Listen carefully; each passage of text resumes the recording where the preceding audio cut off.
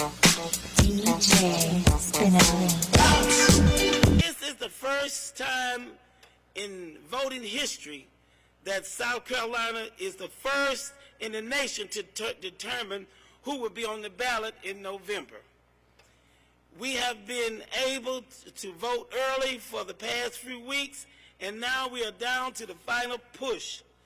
On tomorrow, make it your priority to go to the poll and cast your vote. Always remember that you have a voice and you matter, and your vote matter. On behalf of the City Council and myself, we welcome you all here to the great city of Orangeburg, and let's make it happen. Thank you, and God bless you. The Woolworth's lunch counter from North Carolina A&T State University. They lit a match under this country and launched a sit-in movement. It was February 8th, 1968, 300 yards away from here, where many individuals in this community, including my father, were shot. 3 young men, where you checked in, Henry Smith, Samuel Hammond, and Delano Middleton, were killed. This country, this community, we still wear those scars. But today we stand up for things like justice. Today we stand up for things like truth. Today we stand up to show the nation that South Carolina, its community, and the people in it believe in Joe Biden and Kamala Harris. The reason I stand before you today is because I was raised right here under the tutelage of many of you all. Across the street at Felton Laboratory School, I remember Miss Carter. I remember Mr. Robinson. I remember Dr. Woodbury, Mr. Murdoch, all of those young people and old people alike who poured so much into our generation so that we could have the opportunities we have today. And so as Bakari Sellers, as the new husband and father of amazing children, I stand here and say that I want this country to be better than it was, to be better than it is. I believe in not what this country was or what it is, but I believe in what this country can be. And I stand before you today on the shoulders of people like Henry Smith and Samuel Hammond and Delano Middleton. I stand on the shoulders of Jimmy Lee Jackson and Emmett Till and Medgar Evers. I stand on the shoulders of Fannie Lou Hamer and Shirley Chisholm. I stand on the shoulders of those individuals who are my age who did not get an opportunity to see this day. I stand on the shoulders of people like Alton Sterling and Eric Gardner. I stand on the shoulders of Trayvon Martin. I stand on the shoulders of Ricky Cobb II. I stand on the shoulders of all of those individuals we love and adore to promise them that tomorrow will be better than yesterday. So if you believe as I believe, stand up for justice. If you believe as I believe, stand up for peace. If you believe as I believe, stand up for love. If you believe as I believe, stand up for Kamala and Joe. If you believe as I believe, then we will bow our knees to the face to the rising sun. And oh Lord, tomorrow morning will be a better day. Now we got some cool people back here. I just bumped into Jim Clyburn and Jamie Harrison. It's going to get better. I saw Kamala Harris in the back. And I want you guys to scream with your loudest voice. I want you to stand up and clap your hands. I want you to cheer and let the world know that we're going to show up to the polls tomorrow, and then we're going to handle Donald Trump in November. Thank you, and God bless you all. Please welcome South Carolina State University Student Government President Zaya Cephas.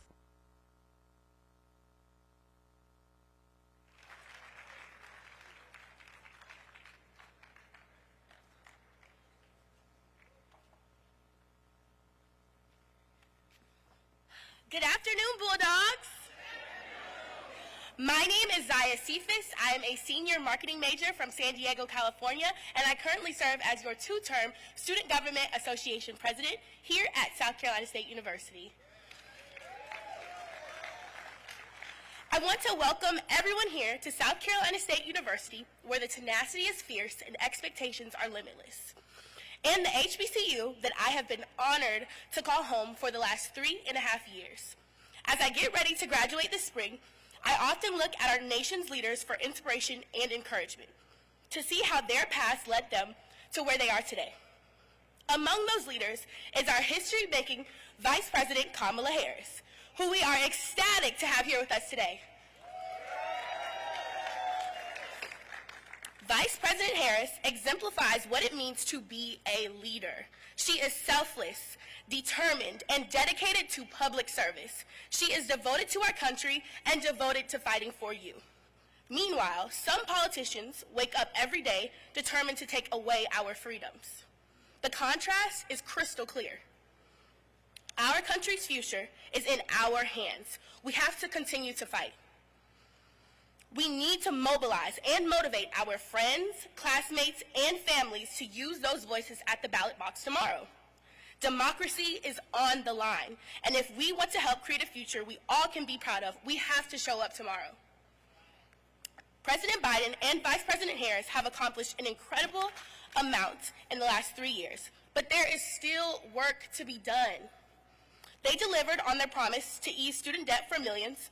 Hopefully, I'm next, wink, wink.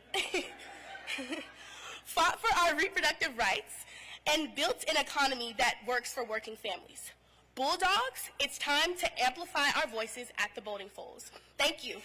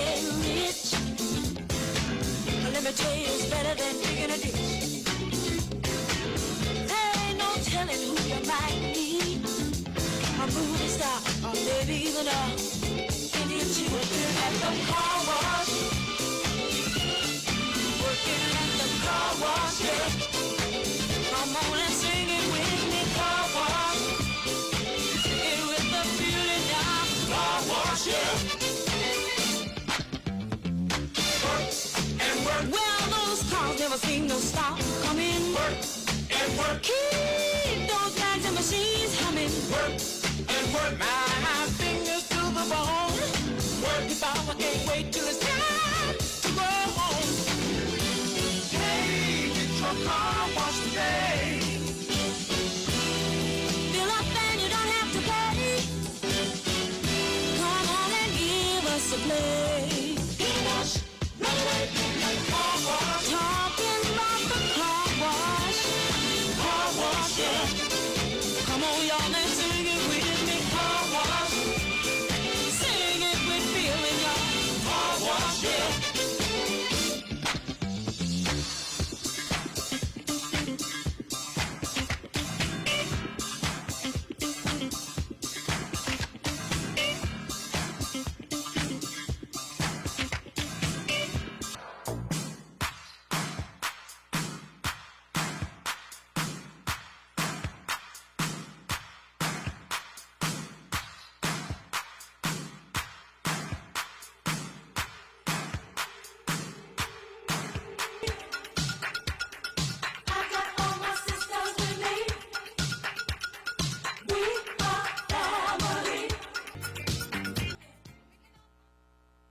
Please welcome Democratic National Committee Chairman Jamie Harrison.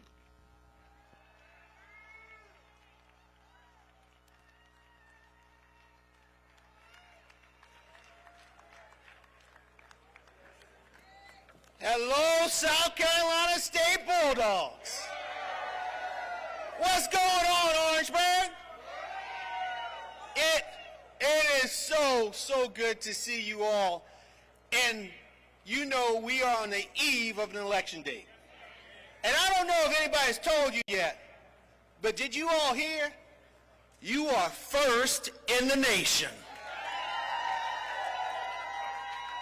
My friends, all eyes, not only in America, but all over the world, all eyes are on South Carolina right now. And I hope you are fired up. Come on, you can do better than that, Orangeburg. Are you fired up? That's what I'm talking about. It is so good to be joining you here in my hometown of Orangeburg, South Carolina. These young leaders fit into this line that I call protectors of America's freedom.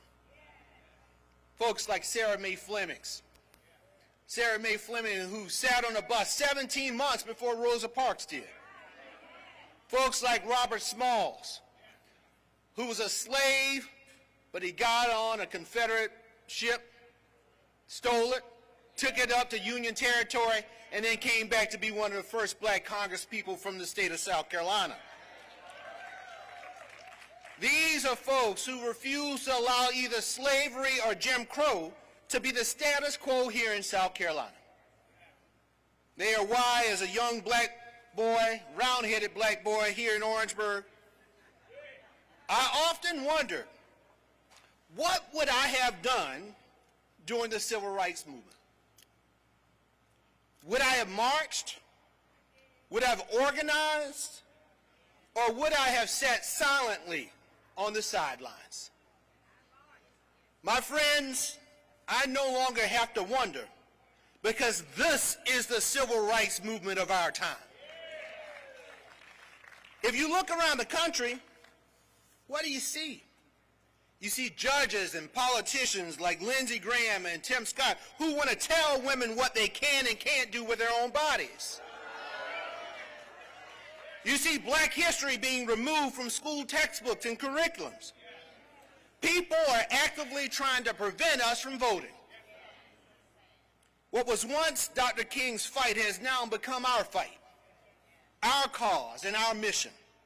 The torch has been passed over the years, and now each and every one of us is carrying it. So what will we do? You know, in Dr. King's letter from a Birmingham jail, he said something that lives with me today. He said, we will repent in this generation, not only for the hateful words and actions of the bad people, but for the appalling silence of the good people. So again, good people of Orangeburg, so again, good people and good students of South Carolina State University, what will you do? Will we ignore the lessons of the past and let them roll back the clock? Or will we rise up to confront the injustices of our time and reclaim the soul of our nation? I know what my answer is. I know what Joe Biden's answer is. I know what Kamala Harris's answer is. Because in 2020, because of our vote, South Carolina, they went to Washington, D.C., and they delivered on our hopes and our dreams. Because we made our voices heard and voted for Joe Biden, what have we seen? Reporters often ask me about that. What have you accomplished? Well, let me tell you. Over $7 billion invested in our historically black colleges and universities. If I ask y'all today, how many of you are diabetic, pre-diabetic, or know somebody who is diabetic, most of us would raise our hands, particularly here in South Carolina. Well, folks, the price of insulin now is $35 a month.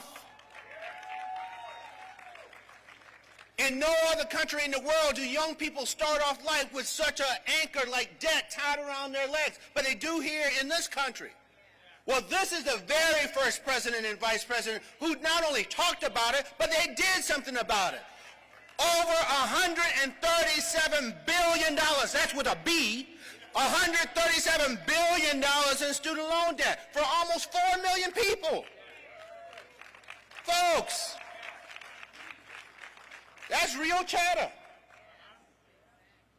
High-speed internet across our rural communities. An infrastructure generation that is paving our dirt roads and repairing our highways.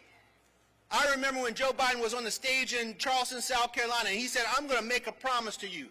If I get an opportunity as President of the United States, I'm going to appoint the first black woman to the U.S. Supreme Court. And we all remember the hearings. Lindsey Graham in that hearing, Ted Cruz, they called her everything but a child of God. But guess what they're calling her today? Madam Justice. That happened because you all went and voted for Joe Biden and Kamala Harris. You all made that happen. I don't know if you know this country is 248 years old. In its 248-year-old history, only 98 black women have ever been federal judges. 248, 98. In Joe Biden's 3 years, he has appointed 35 black women to the federal judiciary. 60 of his 170 judges have been black. Black folks only make up 13% of the population. So he's trying to make up for the injustices that took place in the past. And we couldn't have gotten any of those judges but for that tie-breaking vote from Madam Vice President. Folks, and I'm going to leave with this, and then I'm going to bring up our next speaker. I want you to think about this.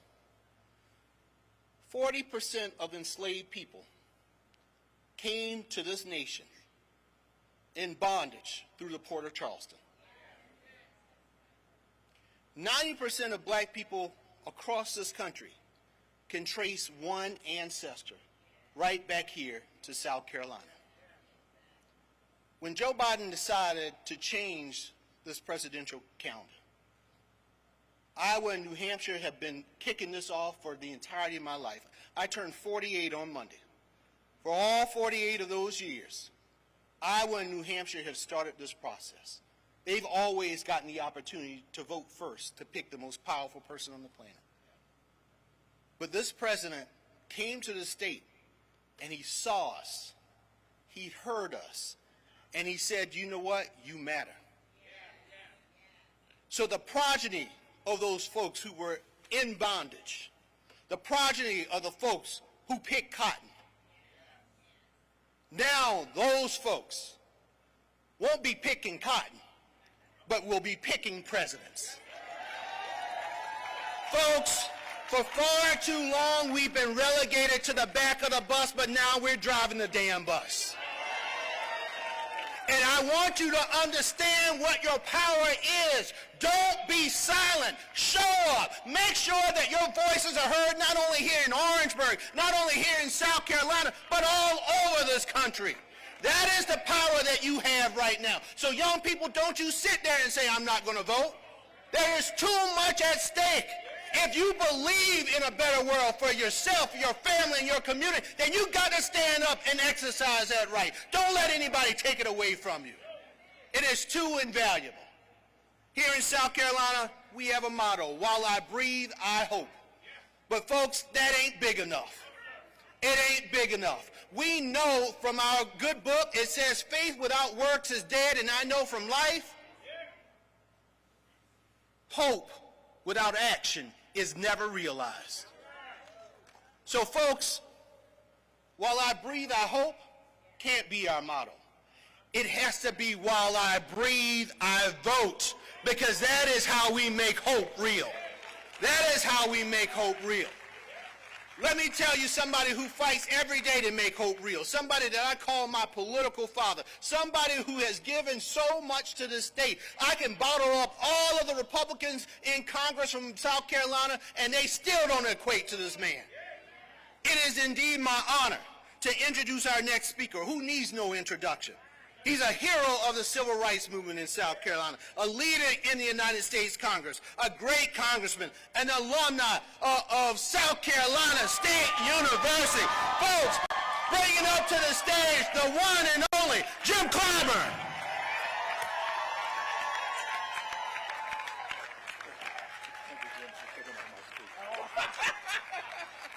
Hey, how's everybody? Thank you, thank you. Thank you so much, Jamie, for presenting me here today. I need not be introduced to South Carolina State University, students or graduates or administrators. This is home for me. Thank you so much. I just want to expand just a little bit on something you just heard from Jimmy, since he took all of my speech away. You know, a lot of times it's great to think about what has happened, what you have done. But every election is about the future. What lies in my future? Let me say something about student loan debt relief. Jamie has told you about the $137 billion in debt elimination that's already taken place. He's mentioned to you that covered 4.3 million people.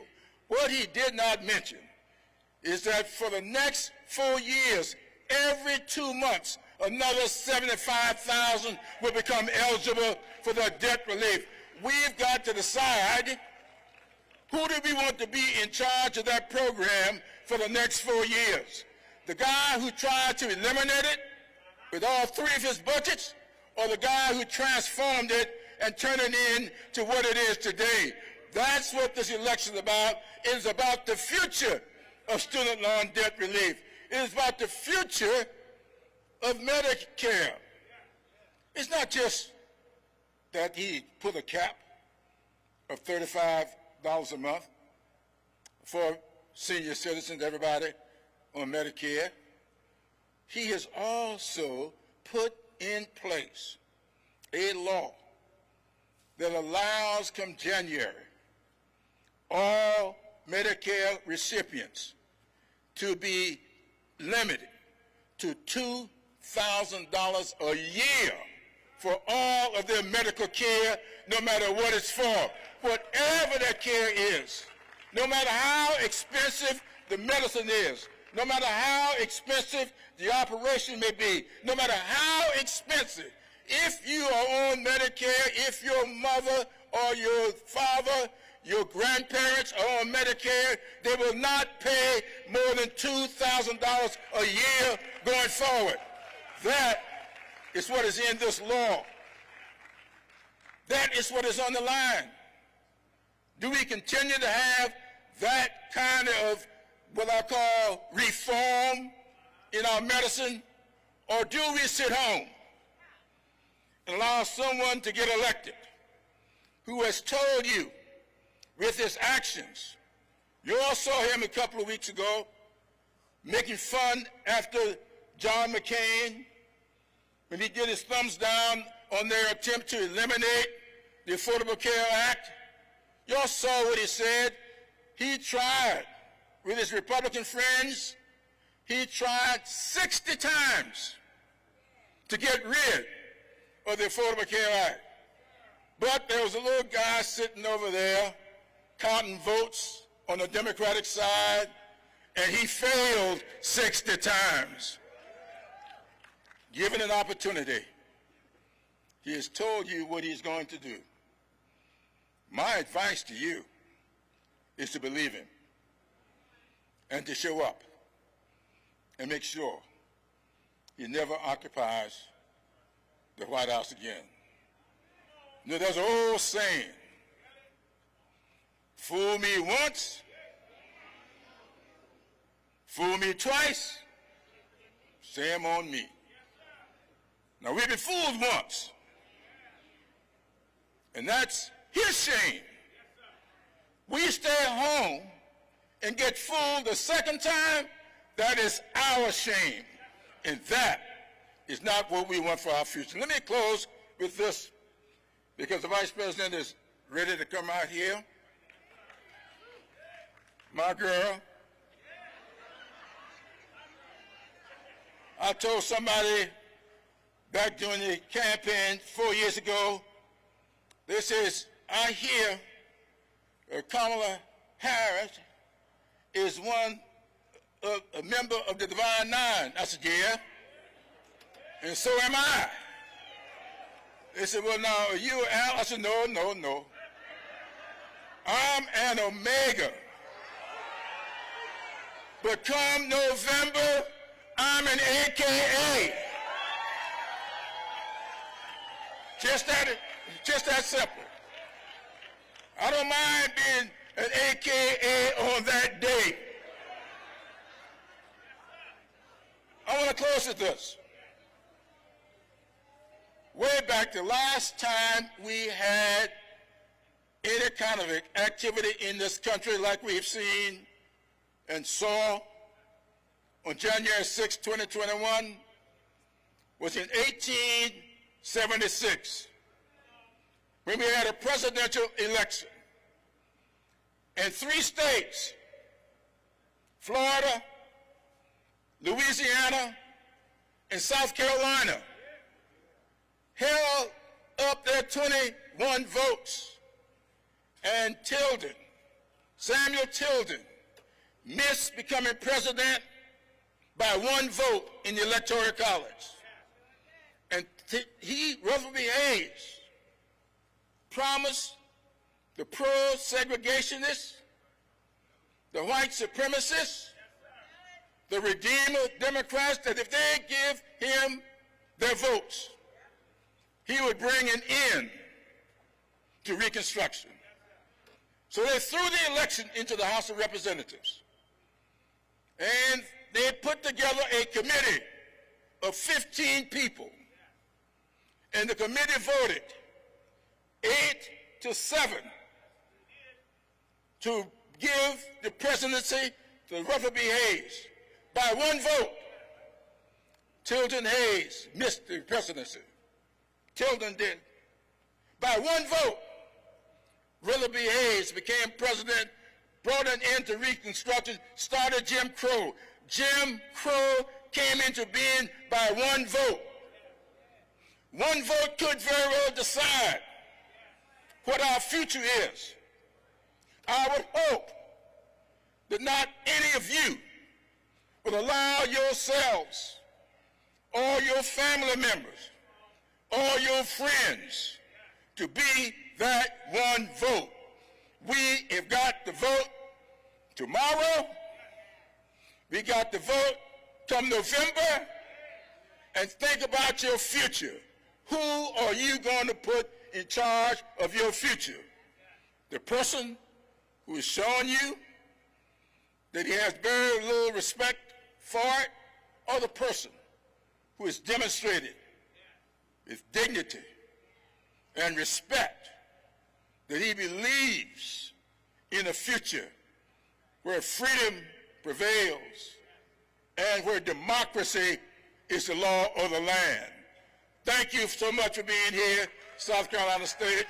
And remember, I want every state college person to repeat: bulldog, tenacity. Let's snap at their heels.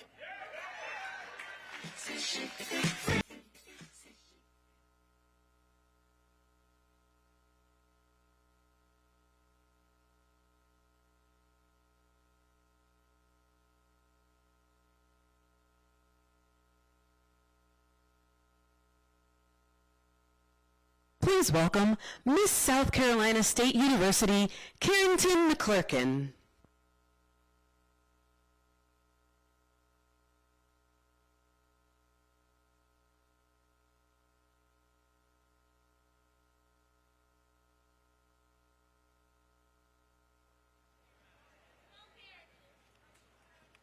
Good afternoon, Bulldogs. My name is Carrington McClurkin, and I am proud to be serving as the 87th Miss South Carolina State University. Now, we know our next speaker as a leader, a history maker, and a true inspiration to people around the world. Like us, she is a proud product of an HBCU, and like me, she is a member of the first and the finest sorority, Alpha Kappa Alpha Sorority Incorporated. I am talking about our very own Madam Vice President Kamala Harris. With Kamala Harris as our Vice President, I can see myself reflected in the White House. I see just how big our dreams should be, because our choices are endless and the doors are wide open. As our first Black woman Vice President, Kamala Harris has been our voice at the table where decisions get made. She wakes up every day fighting to make life better for each and every one of us. Vice President is fighting for our reproductive rights. She is crisscrossing the country right now on a tour to tell the stories of women harmed by the overturning of Roe. She has been fighting for Black maternal health equity since her days in the Senate, when she introduced the Maternal Care Act. She is fighting to close the racial wealth gap, announcing a new plan by the administration this summer to confront racial bias in the housing industry. She has helped bring billions of dollars to our HBCUs because, in her words, they are centers of academic excellence that for too long have been underfunded.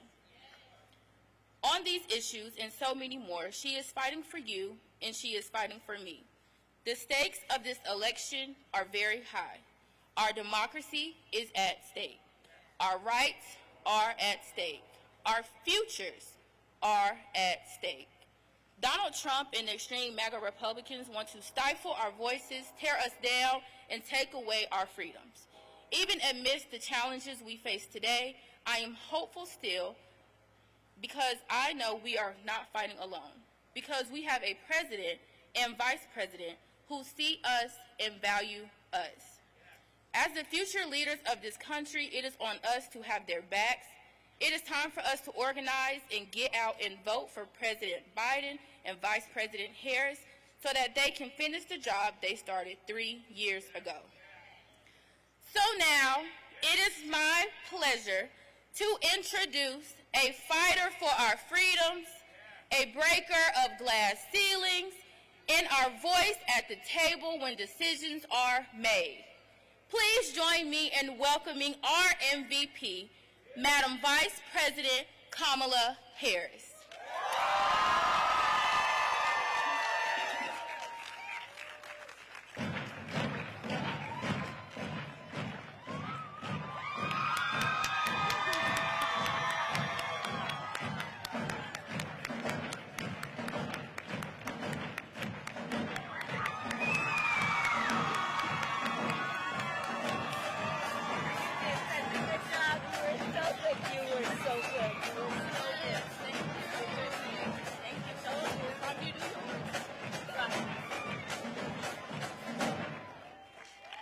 All right, can we hear it for South Carolina State's drumline?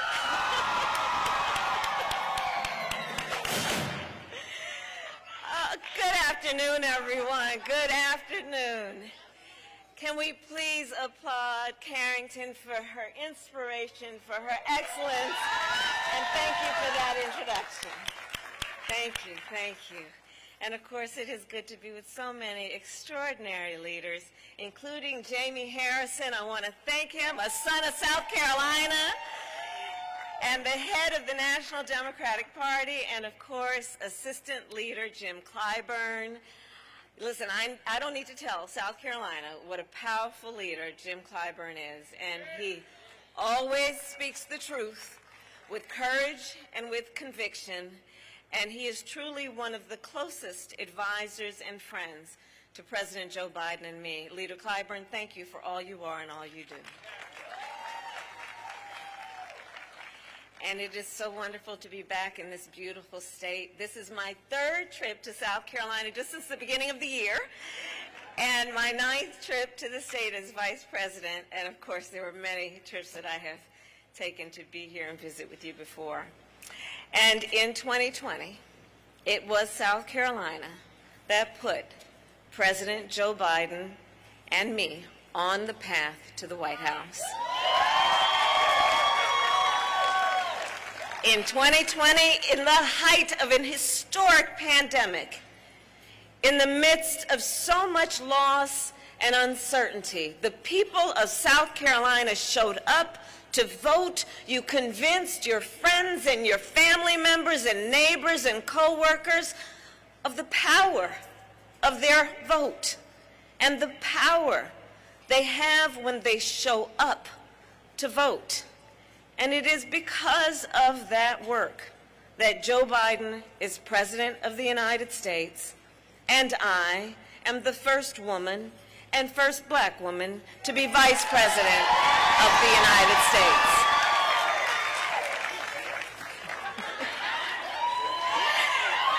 And an auntie.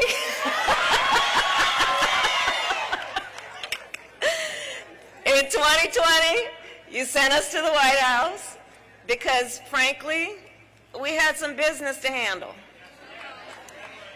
In 2020, South Carolina said, we need to take on the issue of high-speed internet. For years, I have spoken with leaders from Hemingway to Lower Richland to hear in Orangeburg about the urgent need for high-speed internet, in particular for rural communities where students have had to go to the public library just to submit their homework on the Wi-Fi. Because you voted in 2020, President Biden and I are connecting every person in America with high-speed internet, including more than 100,000 families right here in South Carolina. In 2020, you said we need to do more to help folks struggling with student loan debt, the young couples who worry that they will never be able to buy a home or start a family because of their student loans, the mothers who work 2 and 3 jobs just to keep up with their monthly payments. And so, because you voted in 2020, President Biden and I have canceled more than $136 billion in student loan debt for more than 3.5 million Americans. And although the Republicans in Congress refuse to work with us to cancel more debt, we will not be deterred. President Biden and I will keep fighting for relief from student loan debt. South Carolina, in 2020, you said, as you just heard, I say it often, HBCUs are centers of academic excellence. And we must do more to support them. They don't have the kinds of endowments that some other schools have, although they produce leaders of our country and our world. So as a proud HBCU graduate, I made sure we invested more than $7 billion in HBCUs across our nation, including nearly $60 million for the students right here at South Carolina State, to help them pay for textbooks and laptops and rent. In 2020, you told us we need to lower health care costs, especially for insulin for our seniors. In fact, raise your hand if you have a family member with diabetes. Right. For too many years, too many of our seniors had to make the choice of either filling their prescription or filling their refrigerator. But because you voted, President Biden and I took on Big Pharma, and we capped the cost of insulin for our seniors at $35 a month. And we capped the entire cost of prescription medication to $2,000 a year. So this is just some of what we have accomplished since we took office. Over the past 3 years, President Biden and I have lowered costs, created opportunity, and are building an economy that works for working people. We have created more than 14.5 million new jobs, increased wages for tens of millions of Americans. Today, consumer confidence is up, and consumer spending is an all-time high. And although we have more work to do, let us be clear, America's economy continues to be the strongest in the world. So it all comes down to this. President Biden and I are guided by a fundamental belief. We work for you, the American people, and every day we fight for you. Sadly, however, that is not true for everyone. Case in point, Donald Trump. Former President Trump has made clear time and time again his fight is not for the people. He fights for himself. He openly talks about his intention to weaponize the Department of Justice. He openly says that he is, quote, proud that he overturned Roe v. Wade. Proud that he took the freedom of choice from millions of American women. For years, the former president has stoked the fires of hate and bigotry and racism and xenophobia for his own power and political gain. He accused immigrants of, quote, poisoning the blood of our country. And after neo-Nazis marched in Charlottesville, he said there were, quote, very fine people on both sides. The former president openly talks about his admiration for dictators and has vowed that he will be a dictator on day one. Understand what dictators do. Dictators put journalists in jail. Dictators suspend elections. Dictators take your rights. And as the great Maya Angelou once said, when someone tells you who they are, believe them the first time. Well, the former president has told us who he is. And it is on us, then, to recognize the profound threat he poses to our democracy and to our freedoms. And let us recognize there are extremists across our country who have been inspired, encouraged, and even cowered by the former president.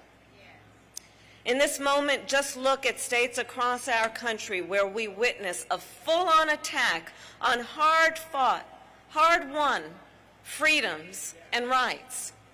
The freedom to vote, the freedom to be safe from the horror of gun violence, the freedom to live without fear of hate or bigotry, the freedom to be who you are and love who you love openly and with pride, the freedom to learn and acknowledge our nation's true and full history, and the freedom of a woman to make decisions about her own body and not have the government telling her what to do.